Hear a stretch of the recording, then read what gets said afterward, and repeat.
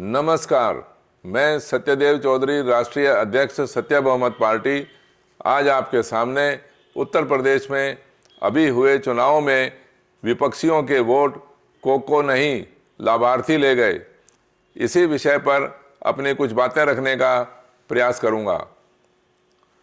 बहनों भाइयों, 2022 के आरंभ में उत्तर प्रदेश, पंजाब, उत्तराखंड, गोवा, मणिपुर में मिलाकर 5 राज्यों में विधानसभा चुनाव हुए और चुनाव परिणाम भी आए। चुनाव परिणाम तो वास्तव में लाभार्थी सरकारों और लाभार्थियों ने मिलकर चुनाव से पूर्व ही निश्चित कर दिए थे।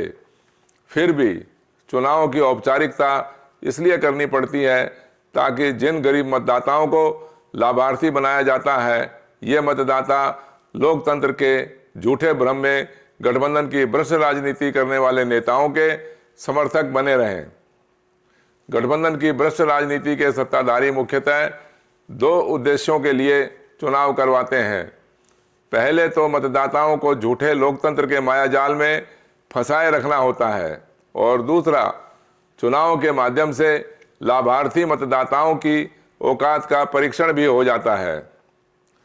महंगाई, बेरोजगारी, गरीबी, अपराध, भ्रष्टाचार, कोरोना, खुले सांड और किसानों की ज्वलंत समस्याएं भी लाभार्थियों को प्रभावित नहीं कर पाईं और मुट्ठी भर अनाज, चुटकी भर नमक व थोड़ा सा तेल लेकर ही लाभार्थी मतदाताओं ने फिर से सत्ताधारियों को सत्ता में बने रहने का अवसर दे दिया।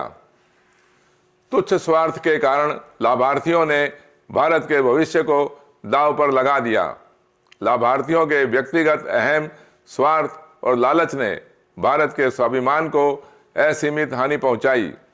लाभार्थियों के क्षणिक लोभ से एक और ऐसा उदाहरण बन गया जिससे भारत की राजनीति का स्तर और गिर गया।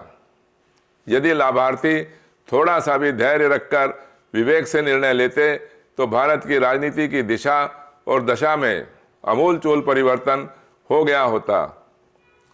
लाभार्थियों को गठबंधन की भ्रष्ट राजनीति करने वाले नेताओं से समझौता ना करके अपने स्वाभिमान और मेहनत पर भरोसा करना चाहिए था। इन चुनावों में गठबंधन की भ्रष्ट राजनीति करने वाले नेताओं ने लाभार्थियों की औकात का सफल परीक्षण कर लिया। अगले चुनाव में लाभार्थियों को अपना मतदाता बनाए रखने के लिए अनाज, नमक और तेल के थैले में 1 पुड़िया खैनी और 1 ताश की गड्डी डाल देना और उससे अगले चुनाव में अन्य सामग्रियों के साथ 100 ml बार्ली के पानी का पाउच डाल देने से गठबंधन के भ्रष्ट नेताओं को सत्ता में बने रहने से कोई रोक नहीं सकता। लाभार्थी मानो वोट देने वाला बैसाखी नंदन पशु हो, जिसका वोट लेने के लिए उसके मुंह के आगे लाभ की थैली लटकाए रखो और वोट लेकर सत्ता में बने रहो।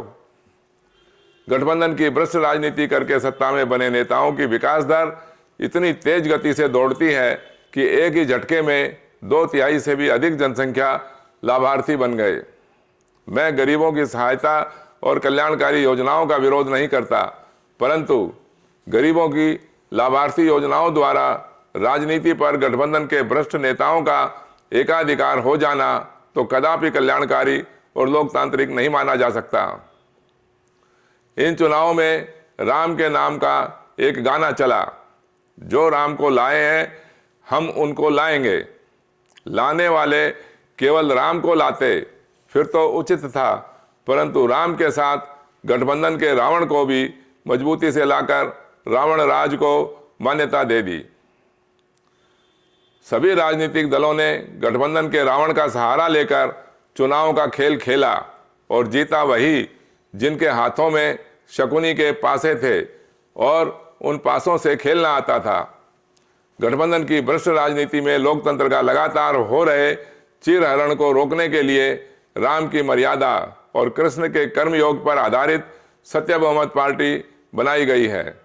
सत्य बहुमत पार्टी केंद्र में सांसदों और राज्यों में विधायकों के गठबंधन की भ्रष्ट राजनीति से बहुमत बनाकर सरकार बनाने का विरोध करती है। गठबंधन की भ्रष्ट राजनीति के विकल्प में सत्य बहुमत पार्टी मतदाताओं के बहुमत से सरकार बनाने का संकल्प लेती है। लाभार्थी मतदाताओं को मेरा सुझाव है कि केवल लाभार्थी बनकर अपना वोट मुफ्त के भाव न लुटवाएं, अपितु लाभार्थी के बदले कामार्थी बनकर स्वस्थ, समृद्ध और शिक्षित भविष्य के लिए सत्य बहुमत पार्टी से जुड़ें। समझकर सत्य बहुमत पार्टी को अपना समर्थन, सहयोग व वोट देकर भारत को विश्व का सर्वश्रेष्ठ और शक्तिशाली राष्ट्र बनाने में सहयोगी बनकर गर्व का अनुभव करें। सत्य बहुमत की राजनीति पर चर्चा करने के लिए समय निश्चित करके आप कभी भी मेरे से मिलने का कार्यक्रम बना सकते हैं। आपके सुझाव, सहयोग और समर्थन की प्रतीक्षा में परमपिता परमेश्वर से प्रार्थना करता हूं कि हम सबको स्वस्थ व प्रसन्न रखे। एक को जानो, एक को मानो, एक हो जाओ। गठबंधन मुक्त सत्य बहुमत जिंदाबाद जिंदाबाद। धन्यवाद।